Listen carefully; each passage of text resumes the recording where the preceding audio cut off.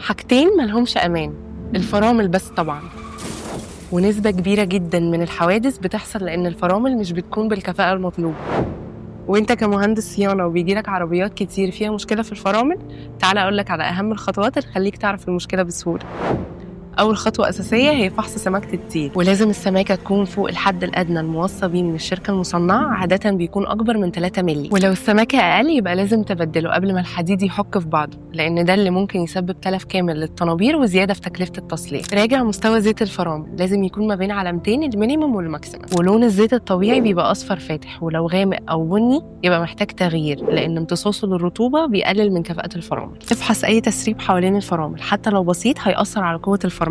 يعني مثلا لو العربية جات الورشة وفيها بدال الفرامل طري وبيغرز قبل ما العربية تهدي، ده مؤشر قوي على إن في تسريب أو نقص في زيت الفرامل. وما تنساش تقول للعميل إنه يوطي صوت المزيكا ويركز مع صوت الفرامل.